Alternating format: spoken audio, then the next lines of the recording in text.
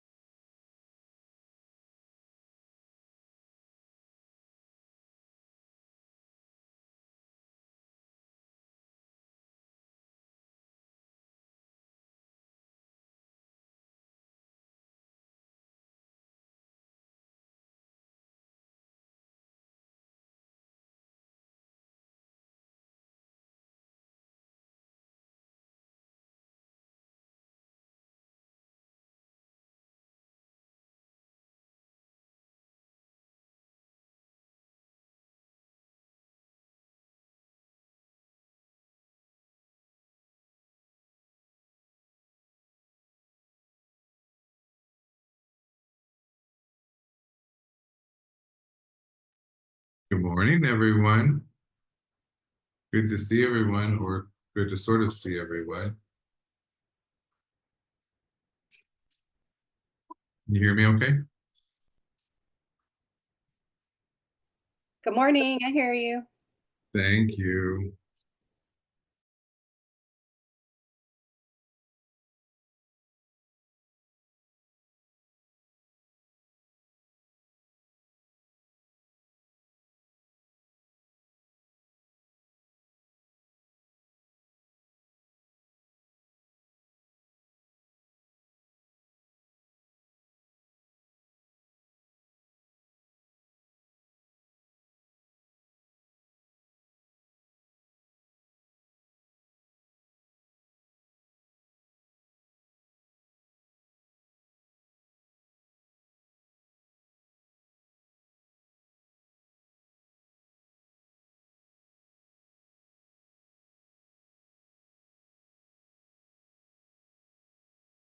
Let's see, someone seems excited about the national championship.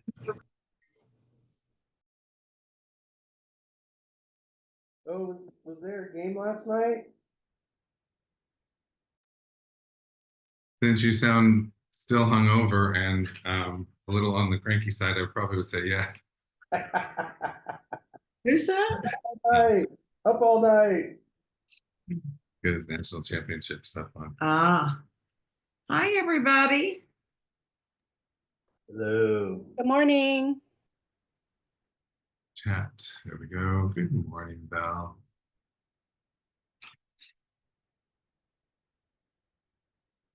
What's with all the names? Didn't I say something about the names that we're look forward to seeing all of you? Well, not all of everybody, but their pictures, Did you? their faces. All right, Valerie and Gina, Lila, Diane, I'm calling all of you out. Well, they're just waiting till 9:30. Oh, but I don't want to see, see their them. face. I Oh, know. okay. I wanna All right. see You really don't want to see my face. I absolutely do. There's Kathy. There, look at Delilah. Look at you guys. Pretty.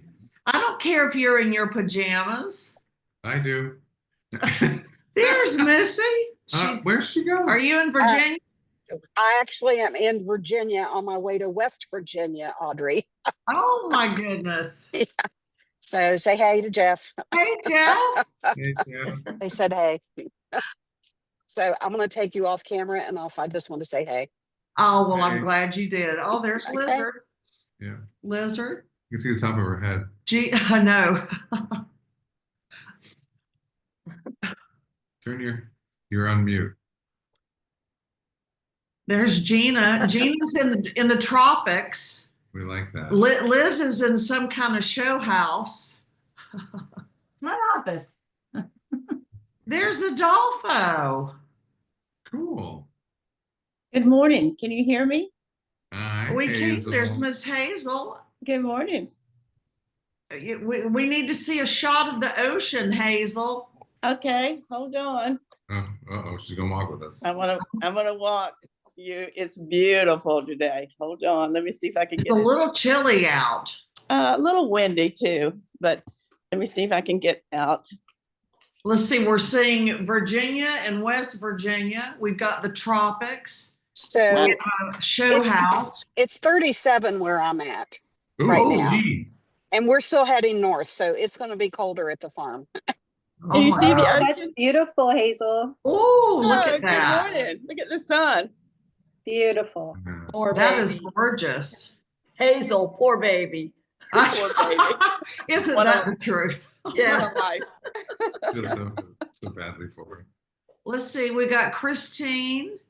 Christine, how are you doing? Christine just had Knee surgery. knee surgery. Oh, where did we There go, you go. Clark? Is it?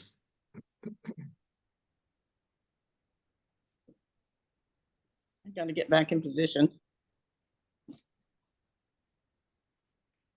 Let's see, who else do we have? We have Bonnie and Rhonda Mann, Lynette, Nick.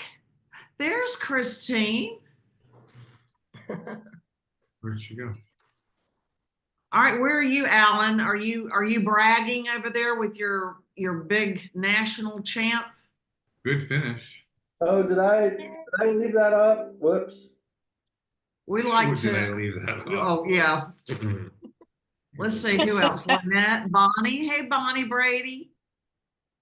Good morning.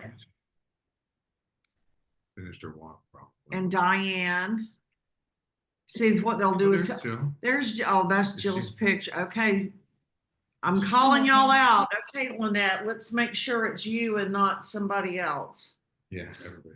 Oh, there's Ron, there's Rhonda Densford. Oh, we love seeing you guys. Oh, Cheryl Devlin. Hey, Cheryl. Who else is on here? Cheryl Devlin. Hey, Cheryl. There's Miss Jill. How's the buffalo?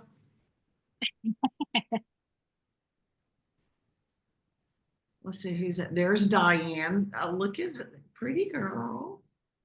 So everybody's all done up. I know. You all look wonderful. Hey, Liz. I think everyone should have to stand up so we can see what they have on underneath that shirt. Look at Gina shaking her head no. Sweatpants. Let's see. Hey, listen, just don't stand up in the middle of it if you're just dressed from here up, okay? Okay. These things can be fun sometimes. There's Kay. Sometimes. Hey, Kay. Okay, side singer. Who else is on here? Oh, there's Lynette. Hey, lady. Come on. I can't see. I gotta get. Clark, this. do you have any lock boxes in the office Yeah. that I could purchase? Yep. Okay. Don't we still have some from Carol Belcher.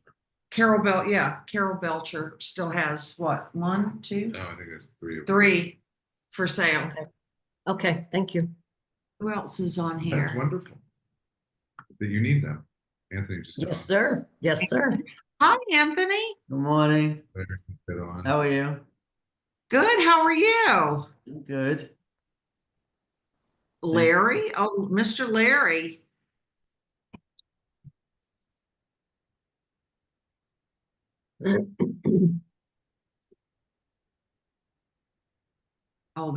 Oh, okay. I thought we had a new associate. I'm not used. Kay, I had said to Clark, I said, who's Ava? I tried to be subtle. I know, but I'm gonna call myself out. There's Karen. Hi, Karen. Let's see. See, I love this seeing all the faces. All right. Why is Kathy Gray? Yeah, she's gone somewhere. Who else is on here? Larry, are we going to get to see you or are you going to be incognito? There's Jessica. Hi, Jessica. See, good to see. This gives us energy. We can just be spunky this morning when we see all of these wonderful faces. Sit next to each other and bop each other. I know. And we've got a moose in here. Clark's baby is about as big as my grandson, Jack. He is. He's really big. Oh my God. And he's like a beast. I mean, he'll Yeah. just knock you over almost. What happened, Clark? I don't know. No idea. Is that on your end, the white screen with the? We don't know That's what on- happened. Yeah. Because I didn't know if I did something on my end. I moved No. something. It's his It's coming end. from Adolfo. Adolfo, you're sharing your screen somehow. Oh, just. Oh yeah, I see Adolfo. Yeah. Oops. I was trying to change the background. Oh, okay. Oh, there you go. Phew. I'm like, wait, what did I do? It was right after I moved something, so I thought it was. There's Christy. All right, Christy, we got to see your face. What is he looking for there? I don't know, but it sounds he's licking the glass. Okay. He sounds like he's eating a bird or something. And he's got- Good morning.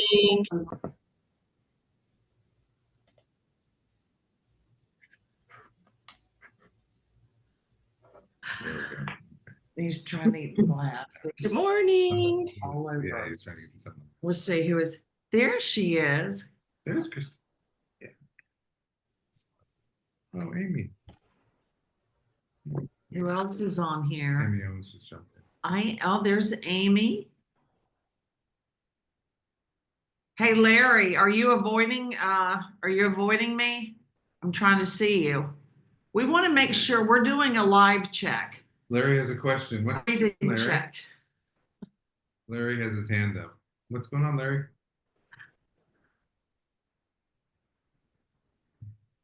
Larry, you've got your hand up. Did you have a question? You're on mute.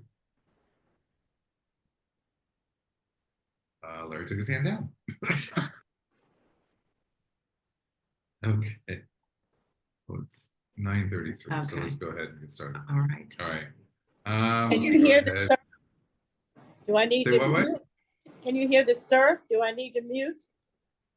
Stop rubbing it Um, in, Hazel. I know, it's loud this morning. I was gonna ask if that was a Bonnie. real background or not. I couldn't tell. That's real. No, that's Hazel's Nice. background at Costa Verano. That's very Yeah. nice. Should I mute? No, you're fine. No, we It'll can't. It'll be a good addition. Oh, and there's Michelle. Michelle's on with this. All right, I'm gonna go ahead and share our screen. So hopefully we'll share it. There we go. In the beginning, we'll see how it all plays out. Any luck? There we go. Yeah. Sort of. All right. So hopefully you guys see the screen for the salesman. I'm gonna move you over a little bit for our business meeting. Everybody good? We good? We'll try and watch the chat for any questions that you have, or don't hesitate to speak out. Take yourself off mute if you want to, and just stop me in the middle of something, or stop Audrey, whoever's talking, or if neither of us are talking, you can talk. Anyway, so hey everybody, good to see you guys who are here this morning. Just want to say welcome and hi. Oops. Oh, that's fine. Like that's feedback. Okay.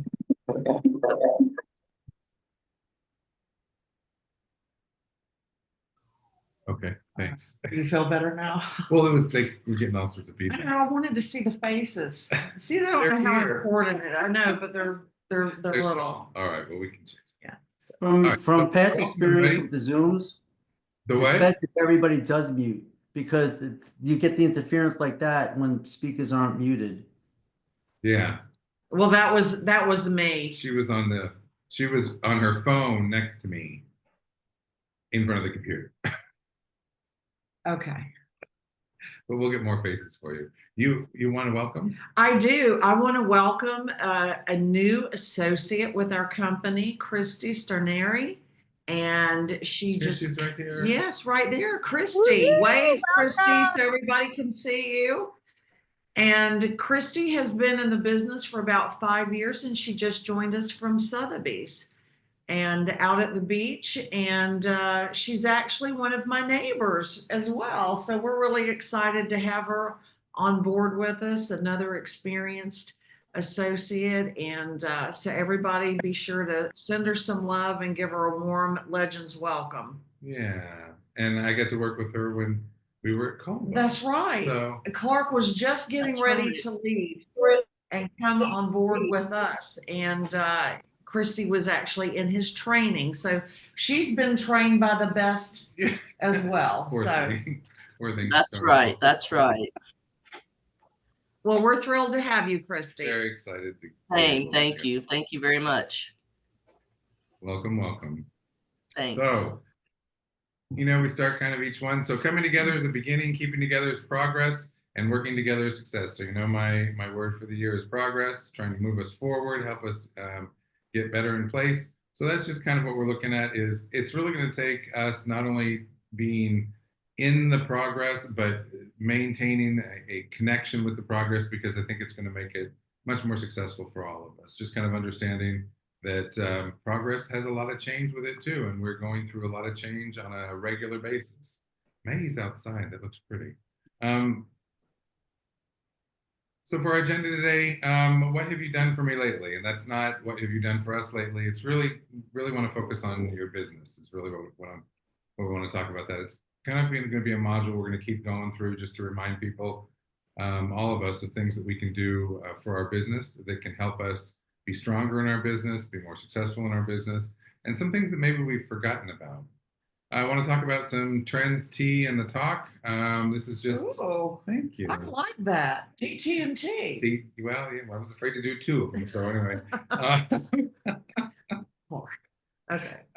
Anyway, but this is just going to be kind of our update. There's still so many changes going on. I don't want to spend a lot of time on updates, but I just want to make sure that everybody's clear as things change, where they're changing, how you can use them to your advantage, and to also be able to explain them. February accomplishments, March accomplishments. Geez, okay, that should be March. March accomplishments, not February. We've already done February. You must have done this at 2:00 this morning. Close. Okay. And then we want to acknowledge our business partners and see what's going on with some of our business partners.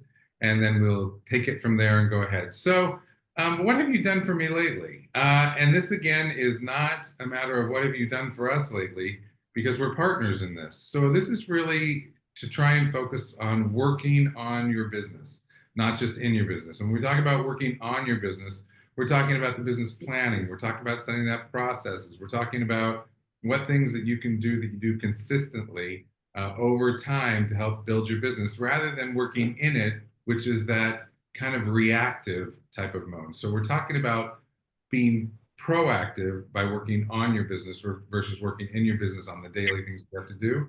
We know the daily things have to get done, but we want to see if we can help remind you of or help situate you with different opportunities or places that you can maybe build your business and work on your business. And one of the things I wanted to talk about today was open houses. During the pandemic, we completely got away from open houses, and then we started to bring them back a little bit, and there were all sorts of things that we had to do to make sure that we were clear on the open houses. And then we kind of got away from doing open houses, and then we started coming back to doing open houses, but the inventory was so low that we didn't need to do open houses. And it's really a time to start to get back to basics, and really a time to start to think about how you want to do open houses. But I think there are some fears, maybe, of doing open houses. I think there's some anxiety about doing some open houses, and I think that maybe we kind of want to, I'd like to see if we can get back to talking about what it is that you're doing in open houses. So just randomly out there, and just jump on, who has had some successes with open houses? My last buyer for my listing came from an open house. Okay. So a buyer came from an open house. Great. Now, what about that buyer? When the buyer came in, was there anxiety over how the process should go, or what you can say, or were they anxious? Did it seem comfortable? How did it go? Well, actually, I was a little bit nervous. In fact, I kept my pepper spray really close because he was a little bit of a secret squirrel. Oh. But I realized, safety talking first. to him after a few minutes, that it really was that he was probably on the spectrum and maybe had some anxiety issues himself, and Okay. was not there to be creepy.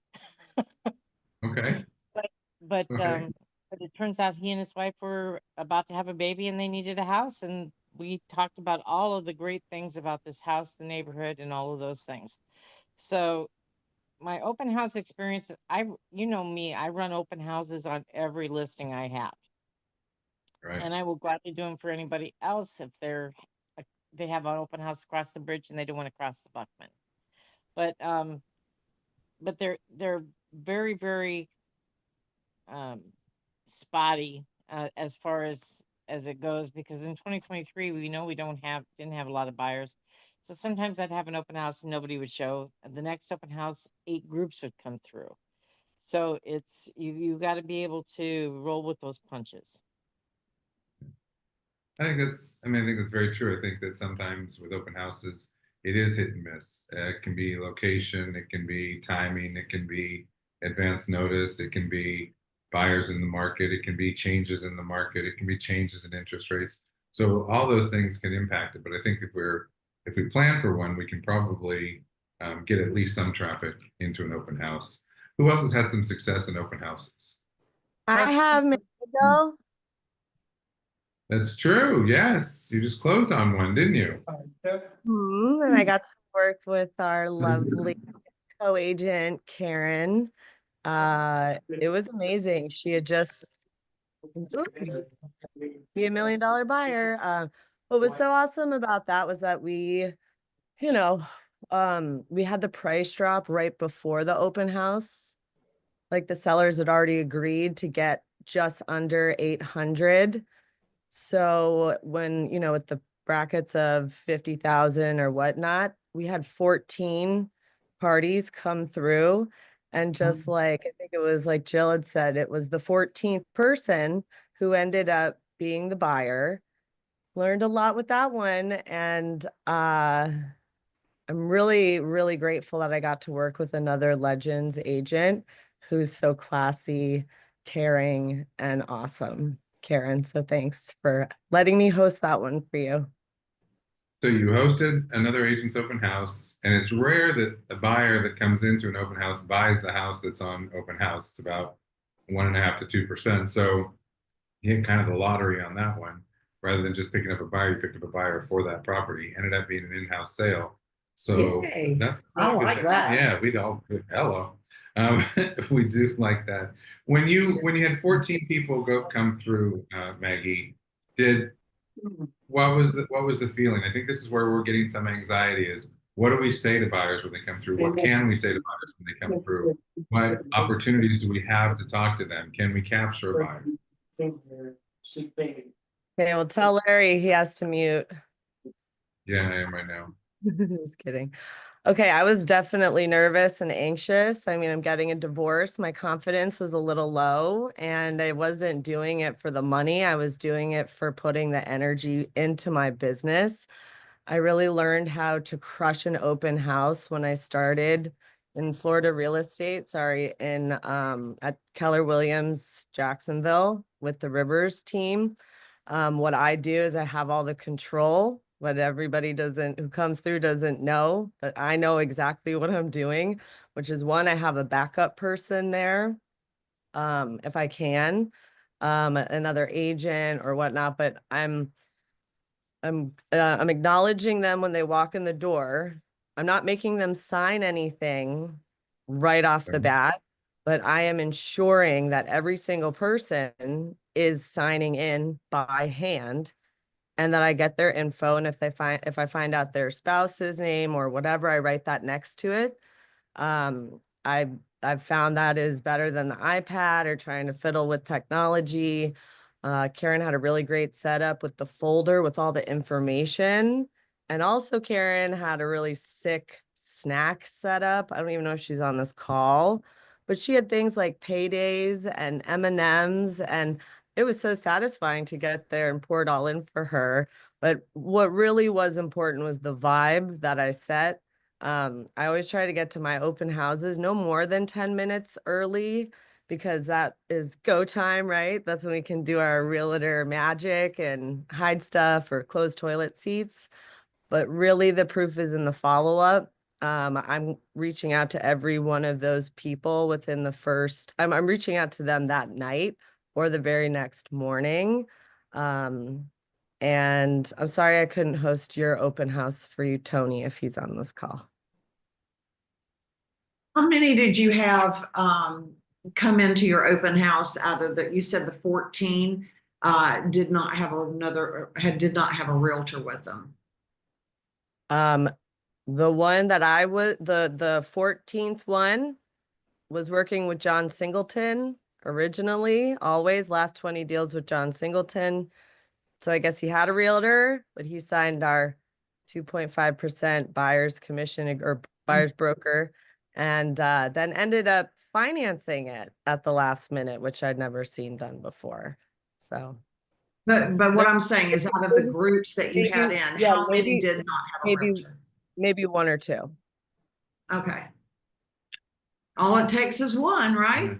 So Well, so now what I Yeah. would do is, now that it's been over a month, I'd go back to the list. Hi, remember me from Pine Ridge? It's Maggie Jensen with Legends. Did you ever end up finding anything? Is your, agreement still active with your current realtor? I'd love to earn your trust and business. Would you like to meet me at our office? Are you at the beach or whatever, right? Because you get the appointment. All right, I gotta step in right here for just a second. If someone has told you that they have a realtor and that they've signed an agreement, calling that individual who's under contract is like going behind the sign. It's an ethics violation. What do So you- be wait, careful what do if you they mean if said they're- to you, What do you mean if they're under contract? Oh, I see. If they're still under, see, thank you, If- Clark. This is why I have you. so if we're at a open house and I see Audrey and I say, oh, we start a conversation, and during the conversation I happen to say, well, are you currently working with anyone? I'd love to interview for this opportunity. And Audrey says, well, yes, I have. And I say, oh, so you have a buyer broker agreement that you signed? Yes, I have. I can ask her, when does that end? There's no problem with me saying, oh, really? So how long is that buyer broker agreement for? No problem. If she says it's through March, or it's through, now we're in April. So if it's through April, on May 1st, I may want to call her. Did you extend your agreement? Would love to interview if you didn't have success. But contacting her before the end of that agreement is It's really like a listing agreement. It's like a It's listing just like a agreement. listing agreement. It's like a listing agreement. I So wait, when I I find think out it's- someone's working with someone else, I say, oh, who is it? How's it I think it's a going? great idea. How many Yeah, houses and- have you seen? Yeah, I think finding out who it is, and if I'd asked Audrey, oh, great, who's it? It's always great to reinforce that. Oh, yeah, Maggie's great. I've worked with her before. And now I can send Maggie a note that says, Audrey came by the open house. We'd love to work with you.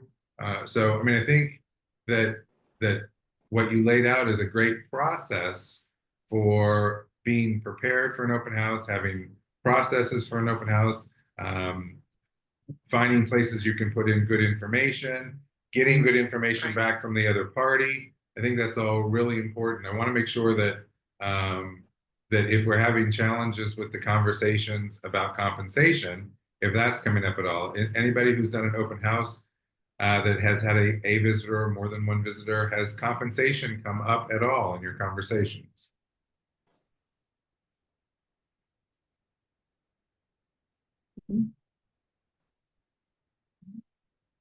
Okay, so But kudos to her for, absolutely follow up. stretching and doing the follow-up and trying even, Absolutely. so.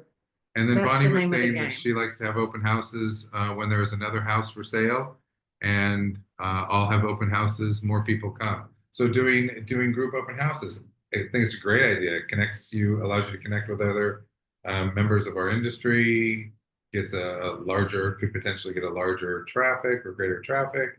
Terrific. I think it's really important. Well, it doesn't sound like there's a lot of concern over the conversations. Liz, I know that you've had fairly good She's here. success at open houses. Do you have anything you'd like to add about that? Well, I've been doing open houses every single weekend probably for the last 6 months. And I usually do 2. And sometimes 2 in a day. I do 2 in it. Sometimes I do 2 in a day. Sometimes I do 2 in a weekend. Two a days are pretty difficult unless they're pretty close by. I will tell you the one listing that I have on Portside, I've had quite good traffic through it. And the good thing is I know all the neighbors. So the neighbors know when I'm doing an open house. So they're watching out for me. It's a pretty good neighborhood anyway. But I want to give kudos to Alan, who sat with me at another open house this weekend, which was great, which was not in as nice of a neighborhood, but he was willing to come and sit with me for a couple hours. And, we did have a little bit of traffic, but, you know, I'll be doing another one this weekend, and, you know, I think it's a great source of business. I did get a buyer through last weekend. So the only couple that showed up, so we are, in continued, you know, correspondence. So that's a good thing. So, you know, we'll see how things go. I will tell you, I have seen the market shift in the last 2 weeks, because I have gotten a lot of traffic and then I have gotten zero. I mean, down from, I would get like 7 or 8 couples, and then one weekend it was nothing. And then last weekend I only had 1 couple. So I have been seeing a little bit of a market shift. So, Well, you know what's interesting with the open houses and then also doing short-term vacation rentals, and you're probably going, well, what does that have to do? It's really been interesting, you know, all through spring break. I mean, people are coming off of spring break, and I was looking at, you know, like our occupancy, and then I was looking at, you know, our business and appointments that are showings, and it all corresponds. I mean, everything was really, really busy. And then I noticed like kind of a drop off, and like over the next 2 weeks, I show it being, you know, slow as far as like people traveling. And I think and then I looked at last year, and I looked at our numbers from last year. And it's cyclical because people are coming off of spring break. They're getting reestablished back after spring break, getting ready for the school year to end. And it's just interesting to see that it's the same thing last year is happening again this year, and seeing it with the activity. Because talking with a couple of you that have been in the office, we're saying, I think Lyle was mentioning, my showings, I just got, you know, I have 2 listings, and the showings, there's hardly any of them. And it's just interesting to relate all of that. I think people coming off of spring break, getting ready for the end of the year, graduation, stuff like that. So I think we might see it a little bit slower right now, and then a pickup as soon as graduation and kids are out of school. Well, I think, you know, 2020 was definitely a disruptor. And then 21, 22 were definitely a different type of a market where seasonality wasn't as impactful.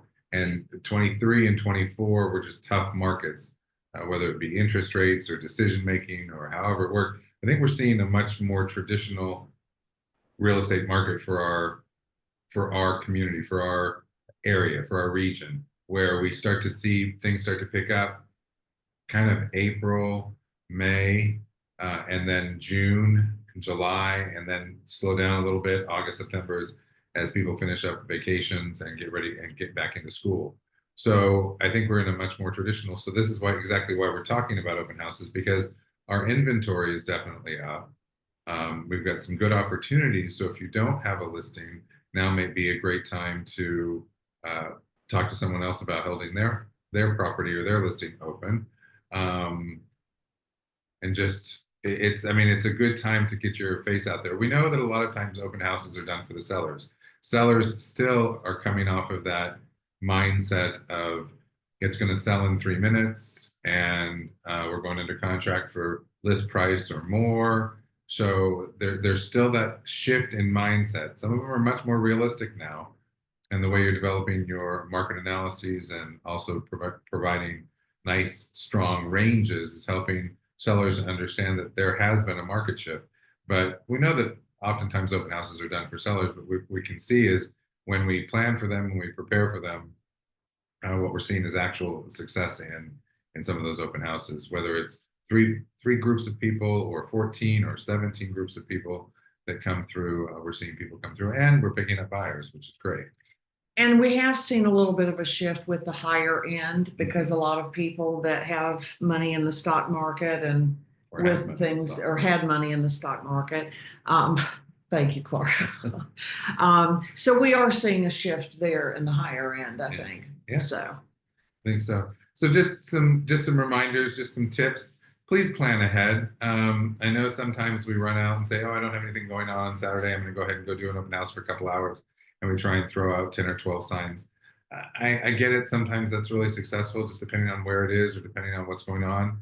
But if you're able to plan ahead a week and a half, if by Wednesday, so even if I have a listing that I'm taking today, it's not going active until Friday in MLS, but I plan on doing an open house on Saturday, please send Jinky a note letting her know that you're doing an open house on Saturday. She pulls everything Wednesday afternoon. So if you've put a notification into MLS indicating that you're having an open house that weekend, Friday, Saturday, or Sunday, she'll make sure it gets out on social media. If you wait until Thursday or Friday when you make a last minute decision to do the open house, we may not be able to get it out in all of our social media platforms, which can of course be shared onto any of your social media platforms, which is the strength of social media, being able to share a post. So even if you don't have it in MLS, please send her a note letting her know. It saves the name and the phone number. I'm sorry. Let me see if I can get back to this notation. This question. Let's see. Jill was saying there is an excellent app called Curb Hero, which has a great sign-in module for open houses. Thank you. It's a great resource. We need all the resources we can. It is lender supported. So it is free. It's free to the agents. People seem to like using the touchscreen sign-in. Yeah, electronic sign-in is really important. Fairway, Karen said Fairway also offers this. It saves the name, email, and phone number for follow-up.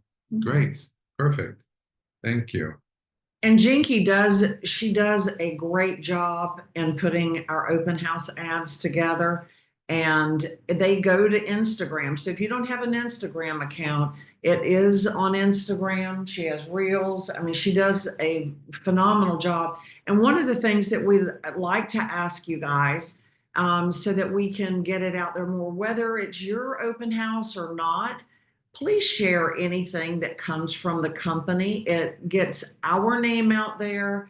It shows the activity that we're doing, and the more people that you can share it with, the more that it helps each of us. So if you would please share anything that you see, whether you're participating in it or not, it's going to help the rest of the team. So I would appreciate that. Would you share it too, Absolutely. Clark?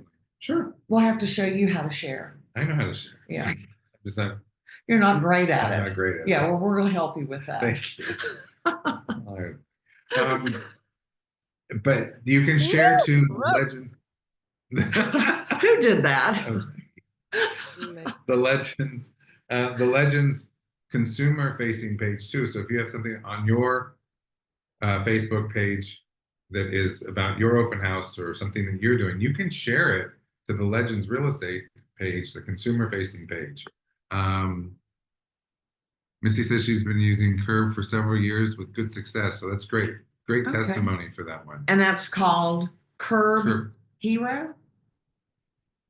Curb. Oops. Oh. What is it again, Jill? Curb. Hero? Hero, Curb Hero. Okay, Curb Hero. Great tip of the day. There you go. Perfect tip of the day. All right. Place your open house ads early. So another point, if you can get them out there early, the better people can plan for it. Saturdays, we know sometimes are tough, especially this time of year, because we've got kids games, we've got baseball, we've got all sorts of things going on. So sometimes Saturday mornings are a little tough because people are running around, but Saturday afternoon or when people are riding in places, getting the ads out early. Signs too. Guys, sign ordinances don't allow us to have directional signs out, but if you put them out within about an hour before your open house and take them out an hour after, they're not going to bother you. If you leave it overnight, you may get a fine. So just be aware of that. I wouldn't go put them out the night before. Use your social media, but consider print. Everybody has been moving to, I shouldn't say everybody, the majority of people, majority of agents have been moving to social media as their primary outlet for advertising and marketing because it's very cost effective. You can boost a post for $5 or $10 and get a ton of eyes. You can direct posts to certain locations, general locations. But you may want to consider print. The cards that you can get at orderlora.com get sent out. Real Mailer through MyMMT is a dynamic source. You can actually pick the homes that you want it to go to, and Real Mailer will send those cards out to you. And you need about 5 business days in advance to get them out prior to an open house. So consider print. Maybe there's a publication or a newsletter in your community that comes out on a regular basis. Most of them are monthly, so that may not work, but consider print. People have walked away, a lot of the real estate community has walked away from print for a while now, and so you would be standing out oftentimes in print media when you didn't used to. Create a unique approach. Liz does great about having 2 open houses in a day, which is incredible. Maybe you do an open house tour, and each open house is only for an hour and a half, and you do 3 open houses if they're within not too far of a radius. Sometimes creating some excitement around an open house with a theme of some sort. Please be careful if you're doing any tasting, like if you're trying to do like a Cinco de Mayo thing and you're having little margaritas, please make sure that you limit the tastings on those margaritas. They should be tastings, not full-on beverages. But And do not put sombreros on marketing for. Oh, this is David. He's my preferred contractor. If anybody needs anyone, don't put sombreros on your postcards or any marketing if you are doing Cinco de Mayo, like with Canva or otherwise. I learned the hard way. Sombreros. Yeah. Why? Yeah. What's the Cultural expression? appropriation to put sombreros, I guess, or at least one neighbor thought it was inappropriate. So in my opinion, it's not worth it. Huh. Okay. It was a fun I- party. It was a fun party, and we got over asked for the house, but it was awkward, without Okay. one person.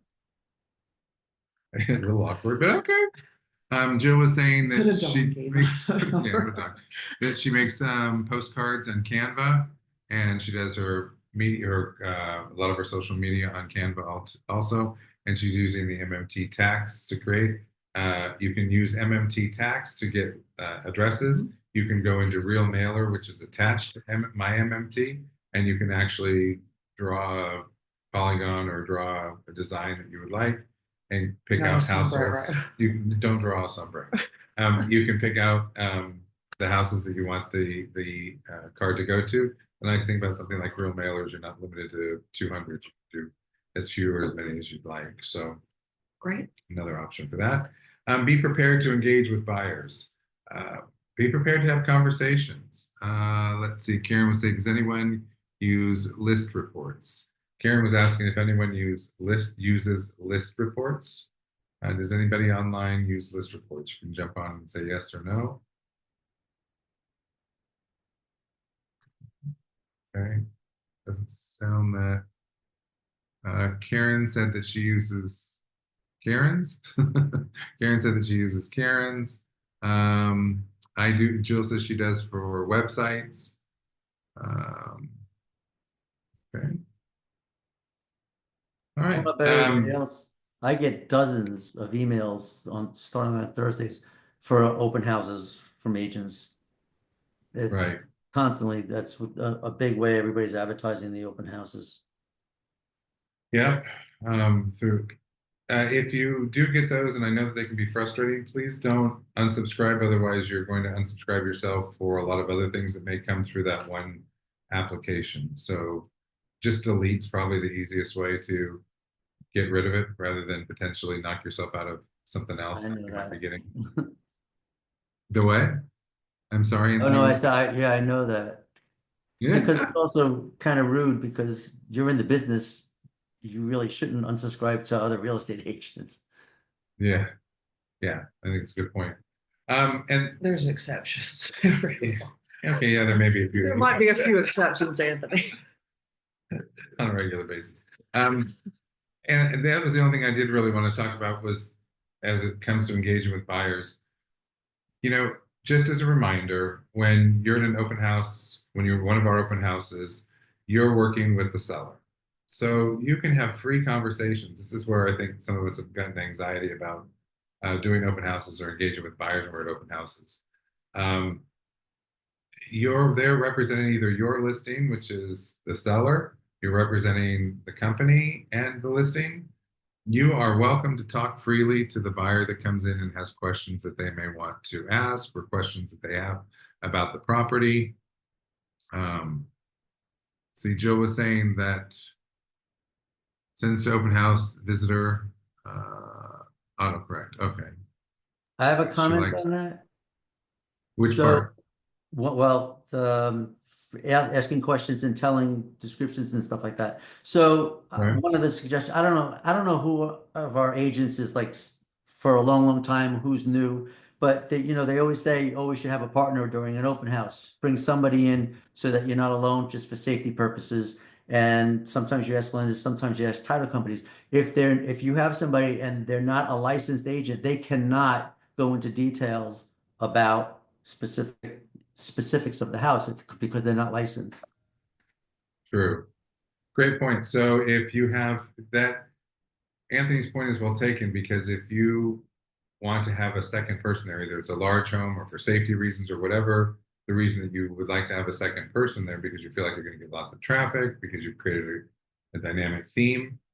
If the individual is not licensed, so if I were to bring, you know, my husband with me, he could really only hand out flyers. That's all he could do. He could hand out the flyer if anybody has a question and then direct them back to the licensed individual.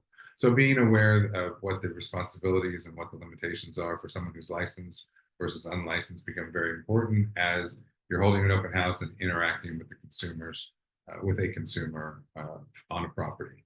Got to be able to address the questions as quickly as possible, but an unlicensed person can really only hand out a flyer. They can't really even take them on a tour of the home. That would be that would not be an appropriate item. They can greet someone, they can hand out a flyer, but that's pretty much all they can do if they're unlicensed. So thank you for the reminder. The point that I was concerned about with engaging doesn't seem to be an issue. Is has the topic of compensation come up, and do I have to pay you, or have buyers been put off, or have buyers been standoffish, or but it sounds like, or it doesn't seem like, unless anybody has something they want to add, it doesn't seem like buyers are as concerned. And it was probably just an over concern on my part. Just want to make sure that y'all are prepared. Any conversations you're having with buyers as it relates to them coming to an open house? And No. compensation? I haven't.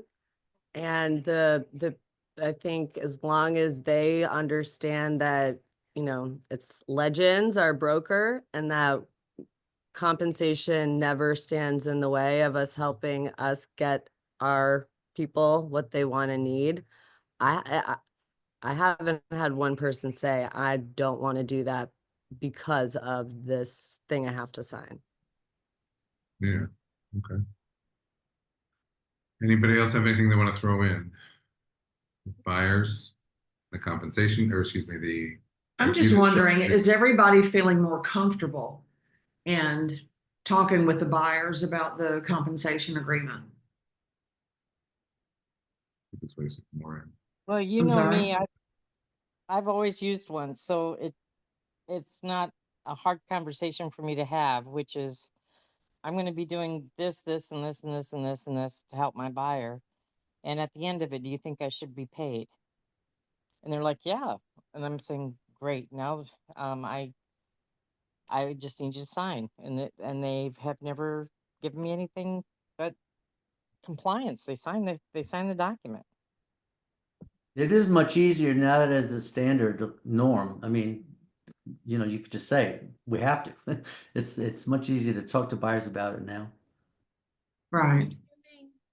Yeah, so Karen had put in the chat box that she's still having a little bit of challenges with the comfort level of it. Karen, do you mind turning yourself off of mute and saying which part, at an open house or in general, or which part are you having challenges with?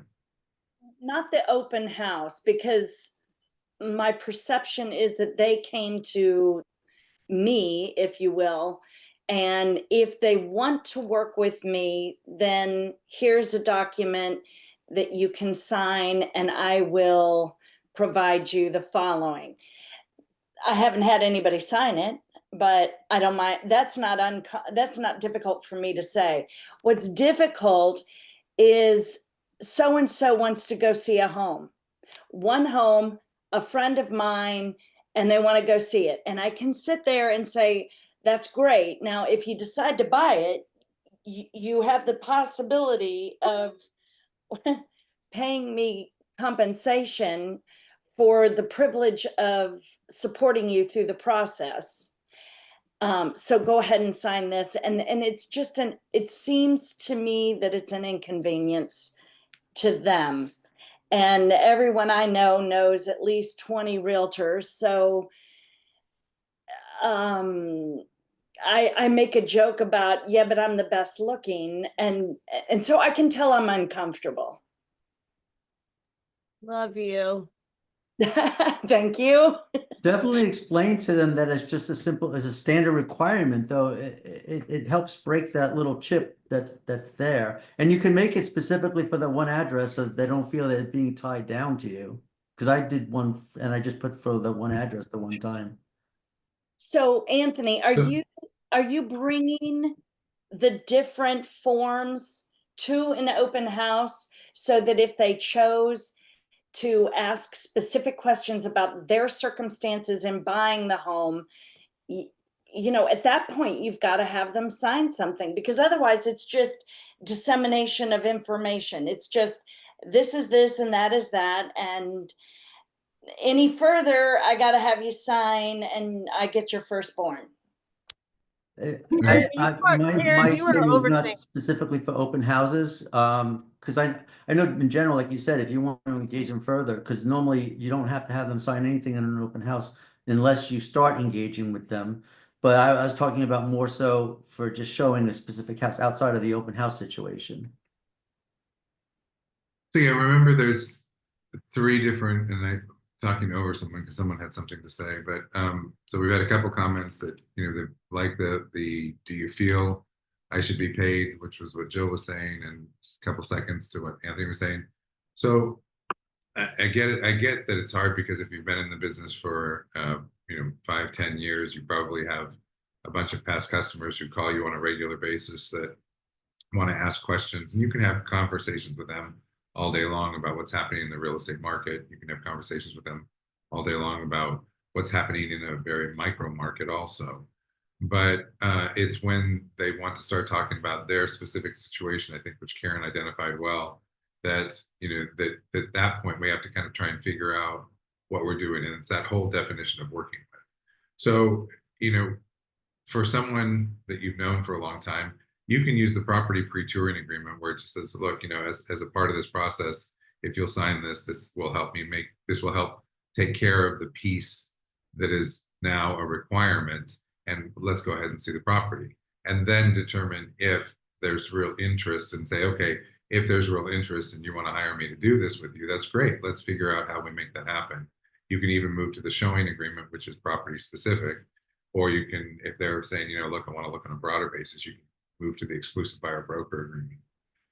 But I think sometimes for people that we've known for a while that are interested in a property, the property pre-touring agreement, while it has no teeth, it helps get us past that hurdle of we have a new requirement, and allows us to at least to talk to them about something more specific, or talk to them about their situation, their timing a little bit more openly, and then get them into the house that they want to see, and then determine, do we need to do a buyer consult? Do we not need to do a buyer consult?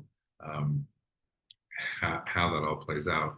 I like the fact, Karen, that you say, you know, well, I'm the prettiest, so, you know, you want to work with me, obviously. It works. That makes sense. I can see how that you get a lot of responses. Yeah.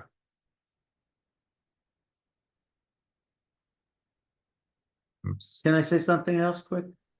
Yeah, of course. So for this particular customer, I did it the first time, but we did the specific address. Well, then they wanted to see another house. Then I brought it up again and I actually made the buyer broker agreement standard for without specific address, just for a specific time, like I did like 4 months, I think. And you know, after the first initial, it breaks the ice, and then you're able to get them, they would be more willing to sign an overall agreement with you after you show them the one property. So now I don't have to do it every single time anymore. I only did the specific address for the first time. Right, and then you shift it to the exclusive buyer. I don't know what it's You called. had, It's the you then standard. you I'm not then sure what it's execute called. the exclusive buyer. So yeah, so I the like good thing to about send, I like to send both sometimes. Karen, don't you like to overthink. send both. Yeah, like Karen, don't overthink it. You are one of the best realtors at this brokerage. And I don't know, maybe I've gotten more bullish after being a realtor for over a decade, but I say I cannot show you this house until this is signed. If we're starting with one house, we'll start with one house. If you want to go for more, we'll go for more. With buyers, if I'm showing you more than 7 properties, then something's wrong and we need to sit back down.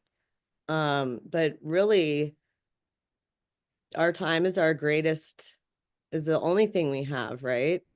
And when our people know that we're confident in what we can offer them, I mean, you never know what you don't know. And maybe the seller is willing to pay some of the compensation, depending on how much you can coach your buyer up to making an attractive offer. So. Right. So, and that's the other thing that we need to kind of work on is making sure that the buyers understand the strength that they have within the transaction by having someone working with them. So I understand that I was trying to focus here, if I could bring us back full circle, I was trying to focus on how you're interacting with buyers as they come into the property when they have either objections to, or what I've heard is that sometimes buyers come in and they're, I'm working with someone. Okay, great, no problem. Or no, I've already signed an agreement. Or no, I don't want to sign an agreement. So we have to figure out what our processes are to be able to explain them. And some have come in just asking questions. You know, I'm here to see this house, but I have a couple questions for you on these new arrangements, you know, or the new process. That's an open door to not only explain a little bit about how the process has changed, but potentially an open door to have a buyer console or to have an opportunity to meet with them on a different level based on what you find out about their initial interest in buying or selling or buying at that time. Anything anyone else wants to add? Maggie, okay, you get that. Ron Man, has anyone had a seller not willing to pay? So Rhonda Mann was asking, has anyone had a seller not willing to pay? Now, this is going to break us into a whole different topic. Yeah. We're going to go down a rabbit hole. So here's what I'm going to say. We have had sellers who in paragraph 10 have said no compensation. What they're saying, please remember what a seller is saying when they select an option in paragraph 10 is they're saying, this is my intent at the time of the listing. That's all they're saying. So we have had sellers say, look, I don't want to offer anything at the time of listing. I don't want to offer compensation. I want the buyer to write their offer. And when they write their offer, they ask for whatever they want, and I'll make a decision based on what the offer looks like. And that gives strength back to the buyer. So the buyer has the decision-making process. I'm going to provide this. So we're having questions on, you know, do I ask about compensation prior to showing a property?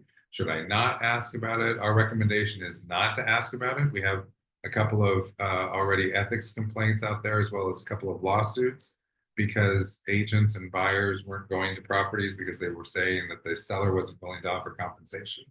But it wasn't that the seller wasn't willing to offer compensation or wasn't willing to offer enough compensation. It was that the seller wanted to see what the offer contained to determine what they felt was fair and equitable as part of their negotiation. So it puts some of the strength back into the buyer. But so we have had sellers say no at the onset of the listing. I do not intend on offering compensation. But if you do want to ask, you can ask, Absolutely. but don't say, if they say, well, the intent right now it is 0. Don't say, well, I'm not going to show the house. I mean, I see a lot of stuff being Well- posted on social media of that.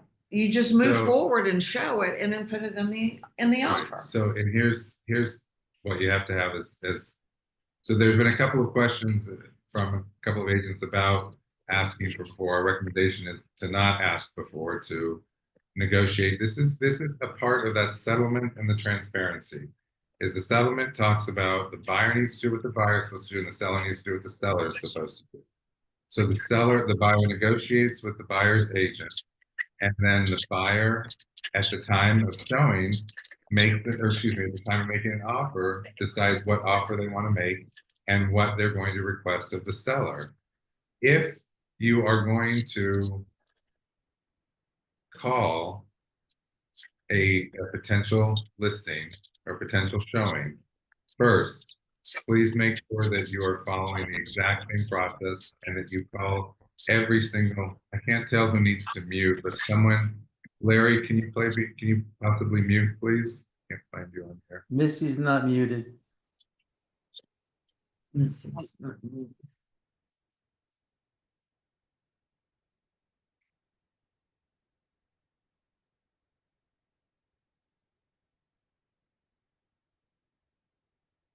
Okay, thank you.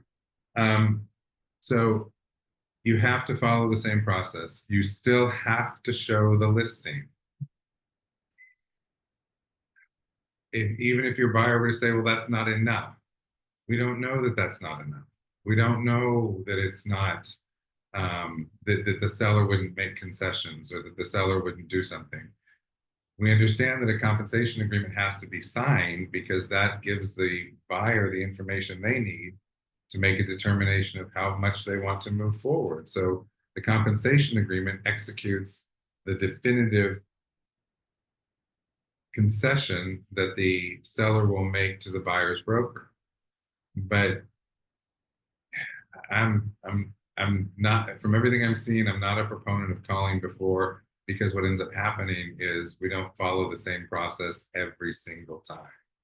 So even if you call before and your buyer says, now I don't want to see that, you're opening up a whole nother door for that buyer as it relates to fair housing, as it relates to other compensation, and you're opening it up to ethics.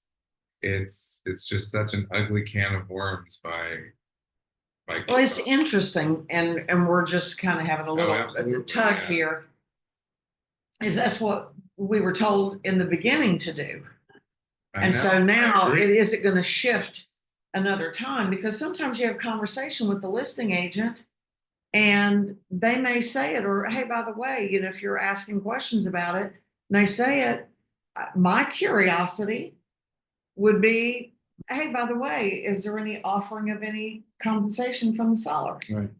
In a conversation, just so you have an idea. I mean, because that kind of gives you a little bit of an idea of what you might be working with or not. It doesn't mean that it's for sure. And so then are they going to change it later? I understand completely. I mean, Anthony and I have been going back and forth on this. Yeah, I was gonna say the. I have my own opinion. No, I mean, the most.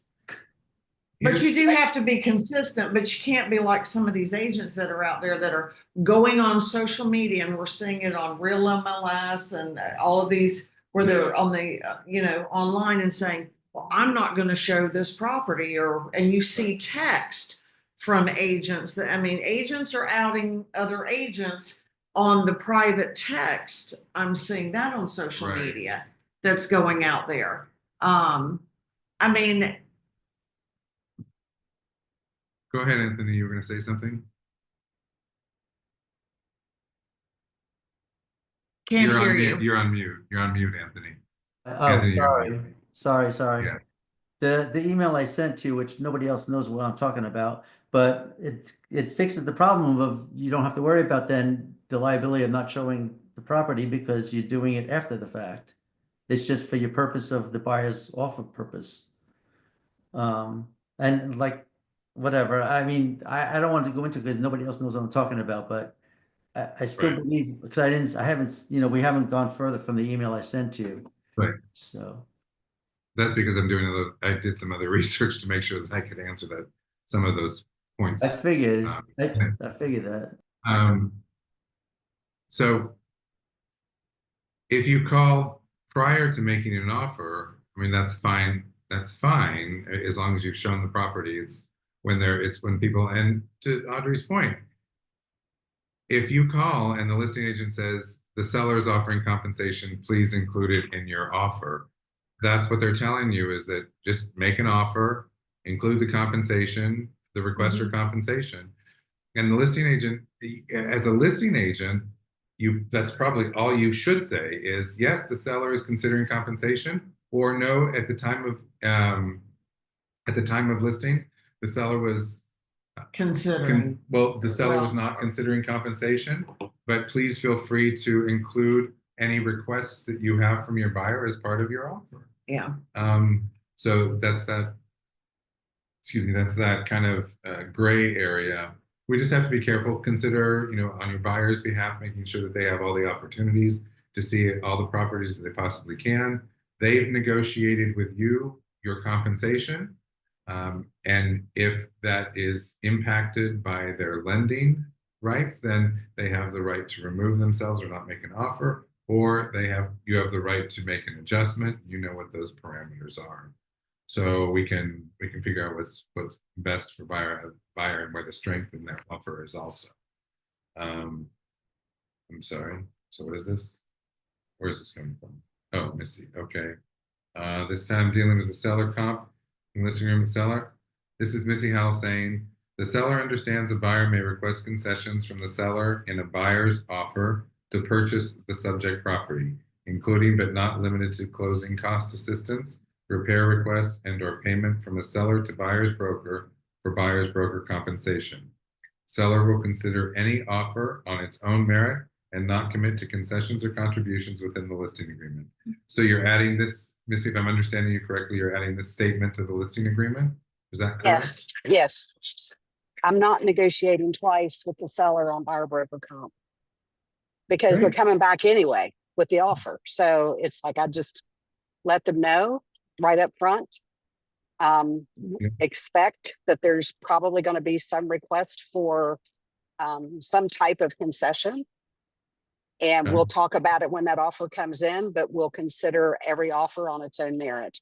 And the sellers like it because we're only negotiating my compensation for the listing side.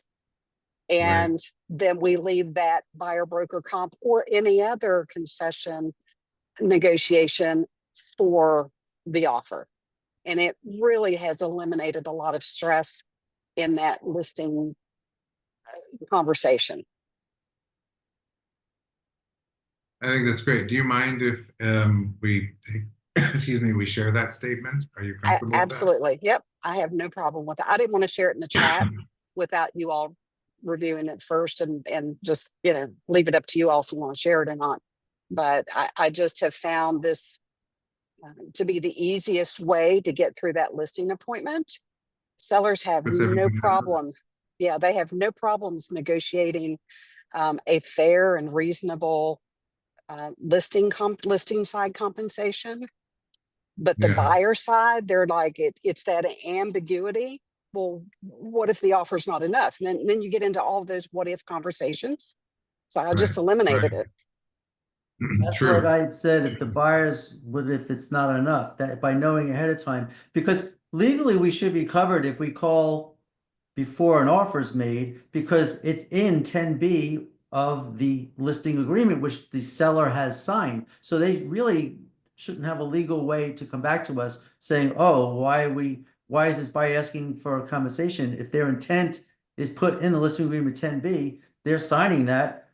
There shouldn't be an issue with us calling before an offer. So this way, at least the buyer knows if there's gonna be a chance of possible some sort of compensation that they don't have to pay, that the seller's gonna be willing to pay. Right, but even in 10B, 10C is saying no compensation. So if you call me and the seller has said at the onset, no compensation, and now I say to you, well, when they signed the listing agreement, their intent was to offer nothing. Now your buyer may not make an offer because the intent was nothing. Yet, if you made the offer, the buyer can request still, if the seller has said, or if the agent has said to you that the seller was not willing to offer compensation, they can still say to you, oh, I'm going to go ahead and ask for 3% or whatever, 17%.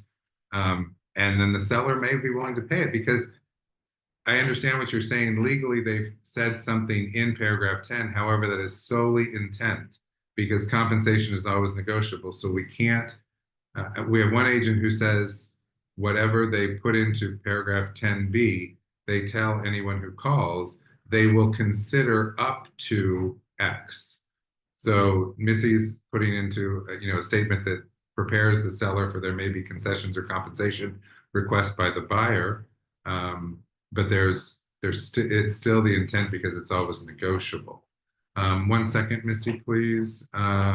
Jill had said the Department of Justice thinks it's important that you know how to buy, that you know how a buyer's agent gets paid when we represent you through the transaction. I agree, you should know this agreement outlines, okay, so that's the buyer broker agreement, definitely. One more statement on the buyer broker agreement. I've seen a few buyer broker agreements come in with a location of TBD. Please do not use TBD on any of your buyer broker agreements. It must be specific being Northeast Florida, specific being, I would not recommend Duval County, because every county we're so Northeast closely Florida's connected. good. Yeah. Yeah, Northeast Right. Florida. And you could even do coast to coast. So either one, but yeah, please don't do TBD. Those have been found to be invalid. And then Jill said, is the seller a hard no? I'm not sure which is, wait. Oh, Bonnie said she's working with a listing now that the seller says no. So I suggested to put in additional terms, seller may consider paying buyer's broker fee. How does that sound? You can put that into the private remarks that the seller will consider paying buyer brokerage compensation, even if when their initial, as long as they understand, and this goes back to Missy's statement that she was adding to her listing agreements so that they're aware, I would make sure that you've cleared that with the seller, that it's okay to put that into the listing. I'm getting to you, Missy. I just wanted to cover a couple of things in the chat. Kay had said,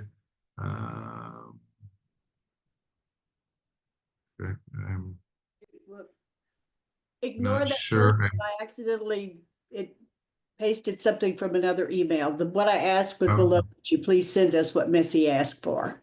Oh, sure, absolutely. I'll tell you where it ends up getting posted. Karen, can we get the yes from Missy? Yes.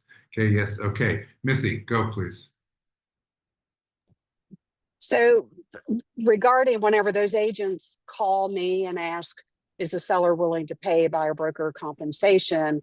My response is the seller will consider buyer broker compensation along with the overall merits of the offer. And they're fine with that. Perfect. But I'm going to tell you, I get very few calls anymore on agents asking if there is buyer broker compensation. I'm not getting the same number that I got early on. The onset, Mhm. yeah. Okay, great. Thank you for that. Okay. Anything less comments on engaging with buyers? This was supposed to be engaging with buyers at open houses. It's taken another turn, but that's really good conversation. So I'm totally cool with that. We can do that. Yes, we can do We're it. allowed. We are. Can I ask Anything a question? Somebody said course. something somewhere just now about putting a note in MLS, private remarks. Wouldn't that be violation? No, because you're not saying that there's any, you're not saying the specific compensation. You can say Really? buyer will consider a buyer broker compensation. Okay. Yeah. You can say seller will consider bonus. You can't say that there is compensation involved or there's some sort of compensation.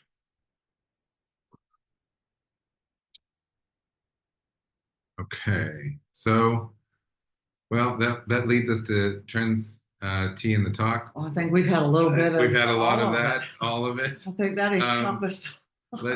I'll run through it fairly quickly. Transparency is really key here. When you're working with the buyer, if the buyer is requesting compensation assistance from the seller, please add the following to paragraph 20. Buyer requests seller to pay X% of purchase price to buyer's broker, The Legends of Real Estate. So transparency becomes clear. What legal is saying is that we don't have to put anything in the contract if we have a compensation agreement. But the compensation agreement is still solely between the seller and the buyer's broker. In most cases, the way that we're working, or it's between a seller's broker and a buyer's broker. There still has to be something in the contract where a buyer and a broker are agreeing to this compensation. So this is the statement you want to put into paragraph 20, and then you can keep everything in the contract. This will eliminate you having to use FF. FF has become very confusing for people. FF is really not, you don't, this will alleviate using FF. FF focuses on compensation and consideration, or compensation and concessions, compensation and concessions.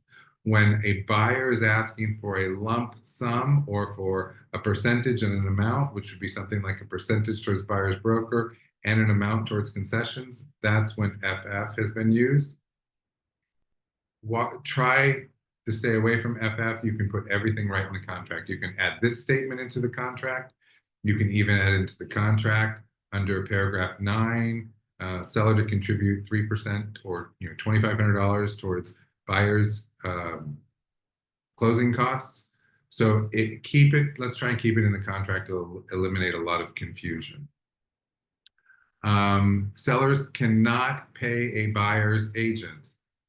I am seeing this so much, and I know it's just the way that we're used to doing it.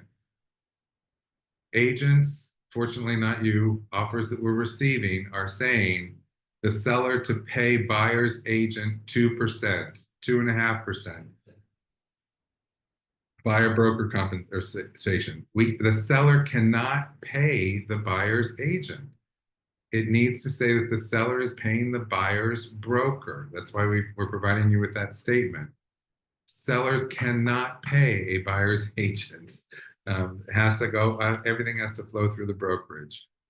Addendum FF just really focuses on the transparency related to compensation and concessions.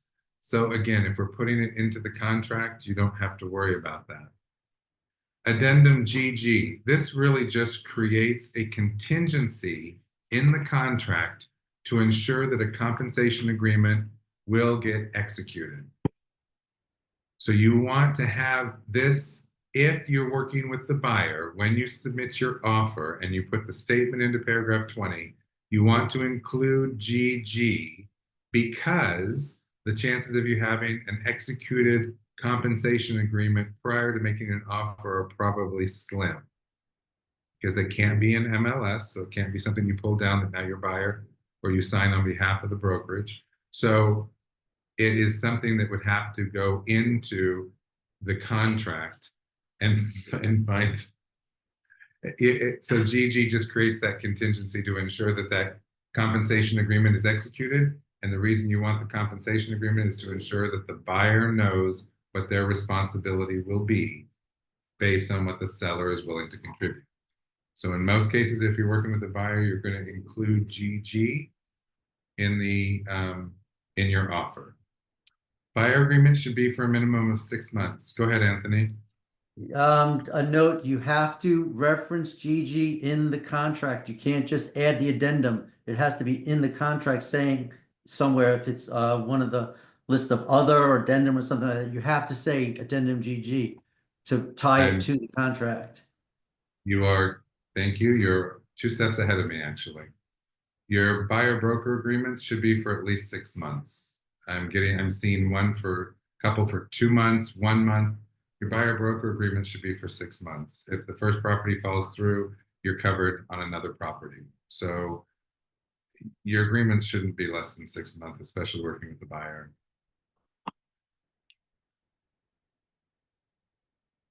There is a difference between addendum H, which is the homeowners and flood insurance addendum, and the flood disclosure. The flood disclosure is required on all transactions, and it is only signed by the seller. The date at the bottom of the form is the date that the buyer receives it. You have to add the flood disclosure and the CDD to paragraph 19 under other. They are not already in the contract for sale and purchase. You have to add those under other, but you do have to have a flood disclosure. And so you need to make sure that that flood disclosure is in there. It is not addendum H. The flood disclosure is not addendum H. Addendum H puts a contingency on the contract related to homeowners insurance and flood insurance, not the flood disclosure. When you're using the seller waiver of entry, in other words, if there's a signature date by the seller on the listing agreement and you're not putting the listing into MLS within 24 hours, you have to have the seller waiver of entry. That seller waiver of entry says it's okay not to put anything in MLS for right now. That's paragraph 6 in the listing agreement. You put a check mark in the box and have your customer initial it. If you don't, you're gonna get a zingy from Clark. Yeah, you will get a zingy from me. But if you could please put into paragraph 15, seller waiver of entry under additional terms and conditions, because paragraph 6 doesn't state anything about eliminating the seller waiver of entry. The seller waiver of entry itself says once you go public, it removes that contingency. So this would remove that contingency from the listing agreement by just writing seller waiver of entry into paragraph 15. Please remember that if you include an addendum or a contingency in the contract, it must be submitted. Back to what Anthony's saying. If you have included GG, you have to include GG in the contract. I'm getting a lot of people just checking boxes and then I can't find any of the addenda. And so I'm going back and saying, I need addendum GG. Oh no, we executed the compensation agreement, so we don't need it anymore. No, it's still a contract. You still have to have it, or you have to eliminate it. So you have to amend, you have to use the addendum to contract. I don't know why it's not an amendment. You have to use the addendum to contract and eliminate GG, or you have to execute GG. Everything has to tie together. I'm that third eye that's looking at something going, I don't understand why this is here and this is not, and this is here and this is not. So that's why you're getting these emails from me. Everything has to tie together. If it says GG in the contract, I'm going to look for GG. If there's a GG, I'm going to look back at the contract and go, why is it in the contract? It's not tied together. So everything has to tie together. So And it needs to be marked on the contract. Yeah. And if it isn't, and you have to go back, everybody's got an initial. Yeah. Yeah. Yeah.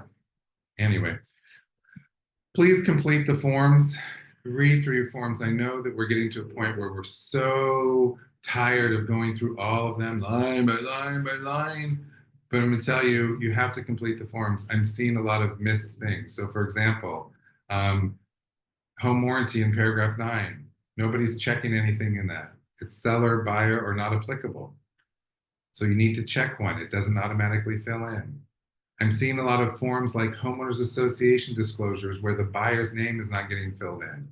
You fill it in with the listing, with the seller's name, but then the buyer initials it and nobody fills in the buyer's name.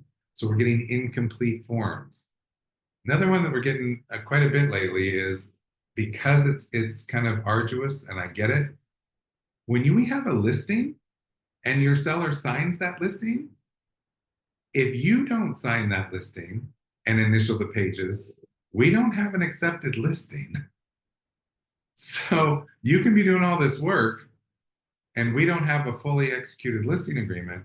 And now you go under contract and your seller says, well, I'm not paying you. I don't have a copy of a fully executed contract. Not that they would, but please make sure that you're initialing all the pages on the listing agreement and signing the listing agreement on behalf of the brokerage, because I'm seeing that we've had that happen quite a few times. And that is important. Go ahead. So with all of these signatures and initials on everything, it is crucial.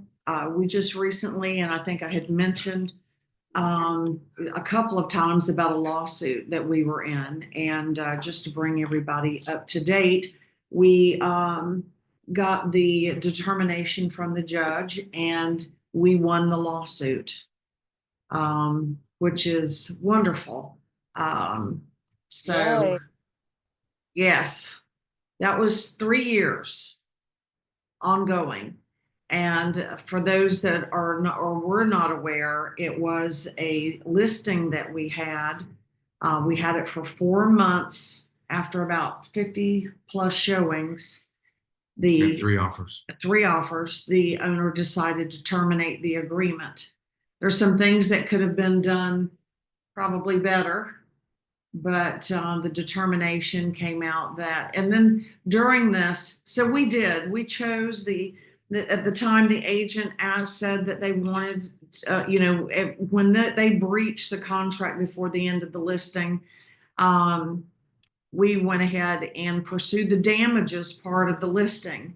And one of the things that we're seeing in the listing agreements is that you are not asking for damages. The damages on the listing agreement need to reflect what the commission is.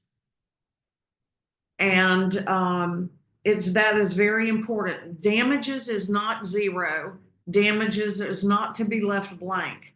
It is to be whatever we have as far as compensation. If there is 3% on the listing side and 0 for the buy, that they're not offering anything for the buy, it's 3%.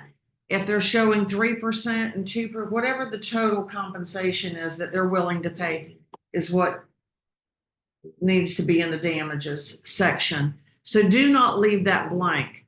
The judge ruled in our favor. We did try to negotiate with them just for, at the time, the listing side, and we were awarded our attorney's fees plus 5% commission. Not that I want to go through that again, but and it is very important that on any termination of any listing agreement, if they decide that they want to terminate, I'm going to tell you, we need a form signed by them that they are terminating. So a lot of things came out, and we will address these in an email out to everyone, but just to go ahead and put you on notice.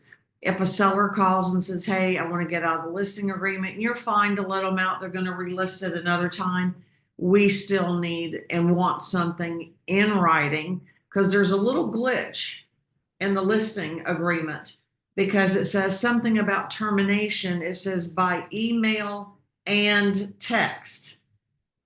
And so that's something I think we need to bring forth to Florida Realtors on the listing. But anyhow, we're very happy that it turned out that way, but make sure that you do fill out the damages section, and congratulations to us for winning the lawsuit. Yeah. Can I ask a question? Sorry. Because Sure. I'm looking through a listing agreement as we're talking, because I'm trying to figure out where that damages is. And there is something in here that says retained deposits as liquidated damages, but I can't find the section that's just clearly damages. Just before that, there's a blank that's for cancellation or termination. A termination amount. Oh, on 12, conditional termination, is that what you're talking about? Yeah. Okay. And Okay. then what about the cancellation that we talked about? The cancellation. That's fee? that's it. Termination, cancellation. That's the piece. Okay. That we said at 1,000. You mean? Right. Yeah. Okay. That's in there.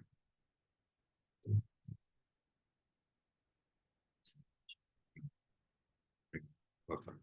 Okay. Never mind. Okay, and that's part of the reason that we haven't released the policies and procedures, because we were kind of hoping that this would resolve and we could amend anything that we needed to amend to it. So This was a listing agreement that was from 3 years ago. Okay, so anything else? So that's good news. All right, let's just go. The delayed marketing that you've probably heard a lot about. You guys, the delayed marketing, I sent this out in an email, but just to kind of remind you, the delayed marketing thing that NAR is sent out is related to clear cooperation. And you're already dealing with it because the first part where the option is to have an exclusive just to your own brokerage is exactly what we've had, which is the seller waiver of entry. The ability to be able to put it into MLS is the coming soon.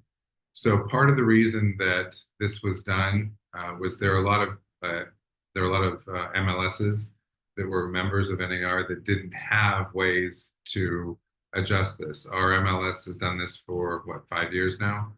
So we have these available to us, and that's basically what you're looking at. Don't worry about delayed marketing probably for another 4 months because we're required to have it in place by the end of September. It's already in place here, but I'm sure that we'll have another option called delayed marketing and maybe a couple of options underneath it. So you've already got access to this. Don't worry about it. And there are a lot of pieces of the delayed marketing that still haven't been filled in. So it was more of an awareness that they were sending out to tell us that they're doing something. Any questions about that you've heard or seen or done? Okay. All right, March accomplishments. Let's go ahead and congratulate some of our team. So for our top listers for March, for the beaches, we had Jesse Johnson with 2 listings. Yeah. San Jose, we had Holly McMurray with 2. And on teams, we had Selby and Linda with 1. Congratulations. And our company tops was Jesse. So congratulations to Jesse. Hey. For our top sales written business for March, out of the beaches, we had Faith Danford with 2. Out of San Jose, we had Renee Hansen with 2. And for the teams, we had Selby and Linda with 1. So congratulations. 2-2 and 2-2. 2-2-2-1. 2-2-1. Company tops was Renee Hansen. And then for closed production for March, we had the beaches with Liz McMahon, 1.7. I know Liz is out there. Congratulations, wow. Liz. Congratulations. We had San Jose with Joanna Denny at 1.15. $1 million. Yeah. $1 million closers. And then we had Tony Gets Your Home team with 685. And our company top was Liz. So congratulations, Liz. Congrats. So nice going. For our peak performers, written business over $1 million in 1 month, Renee Hansen with 2.1, 2.21, 2.15, Hazel with 1.15, and Faith with 1.1. So congratulations. Expanding. The list is expanding. And then closed peak performers were Liz McMahon with 1.7, Gina with 1.2, Hazel with 1.2, Joanna with 1.15, and Faith with 1.1. So congratulations on closing over $1 million in 1 month. Yes. Nice going. Thank you. Yeah, good news. Where we are year to date, just as an idea of what we've got going on. So year to date, when it comes to listings, interesting listings. Our inventory in MLS has picked up. We've been having a little bit of a challenge, but 17 new listings for the month of March for 6.3 versus last year with 12.2. So we're off by about 5.6. Year to date, we're off by about 6.3, 53 versus 54. So that tells us that our average listing prices come down a little bit. I think this is indicative of the market, of the adjustment in pricing in the market, though. For written business. So that means we need to get more listings. Exactly. Right. Yeah. So that you can have more open houses. Yes. So you get more buyers. Yes. Okay. And might write more contracts. Oh, good. All right. Hopefully y'all are on the same page. For written business, about 16.9 with 29 transactions, same number of transactions as last year, but definitely a higher price point, 10 million one last year. Overall, we're at 41 million written versus 38 last year. And we've got 79 versus 78, so a little bit higher price point. We're about 2.5 above in written business from last year. So it's great. That's a good trend. Good, yes. Same trend with closed business, which we appreciate. 27 million, 27.8 in closed with 13.7 in March, 30 transactions versus 13.2. So almost mez transactions. So we're down a little bit in closed volume by about 10 million versus last year. So this is one of the indicators, I believe, that is showing us that we're on a much more traditional seasonality that we have been in the past. So you've got that January, February slow, picking up March, April, May. What's it doing now? Comments or questions? Thoughts back?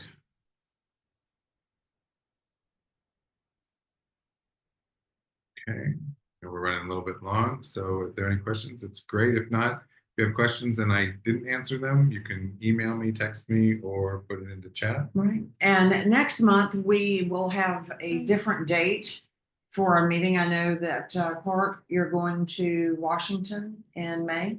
At the end. Oh, the end is the end of May. Yes. Okay. So are you to get your award? I know. Your Hall of Fame award. Yes, Hall of Fame. Yes. Second.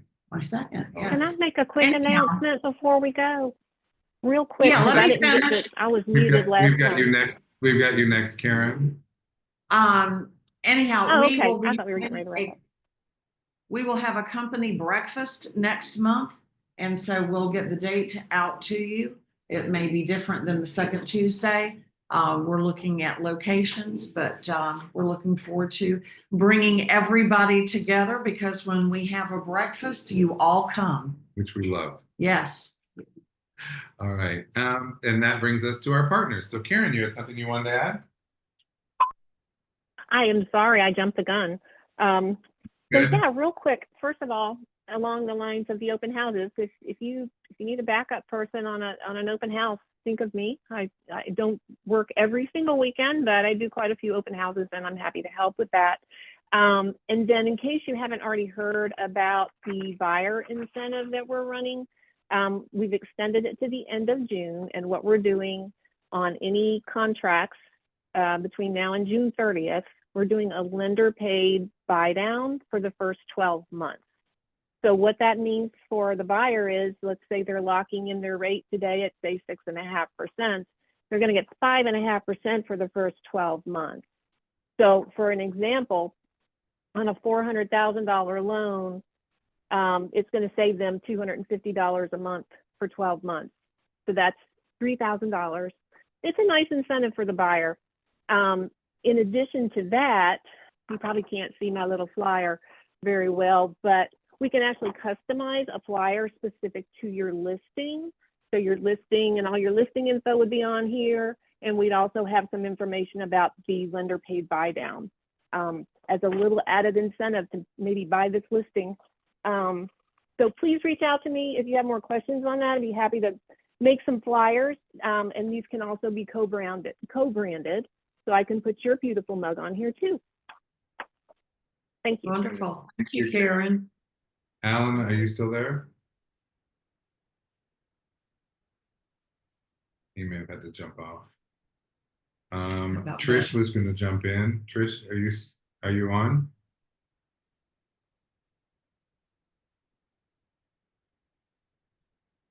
Bill. Bill, I didn't see Bill come in, and I didn't see. Is Greg here? Okay. Okay. Well, thank you, Karen. We appreciate you. Bonnie, was that Alan? Or was Yeah. that somebody saying? Yeah, I just had a quick announcement. Oh, where are you? I don't see you. Yes? A quick announcement?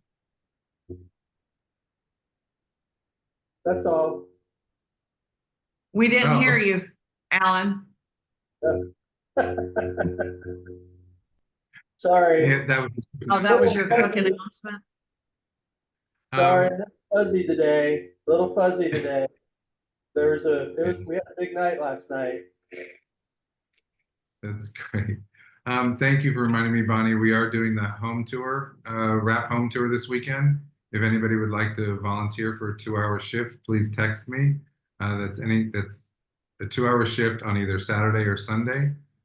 For doing the shift, you get a free ticket to go to all the houses. So, and that you can go either Saturday or Sunday. If you're interested in participating, please let me know. Other than that, are you good? I'm good. Anybody else out there have anything they want to add? We appreciate you. Thank you so much for your time. Thank Thanks you, for being guys. here. Thank you Have very a much. great day. Congratulations, Thank Florida you. Gators. Thank you. And y'all take care. Take care. Thank you. Yeah.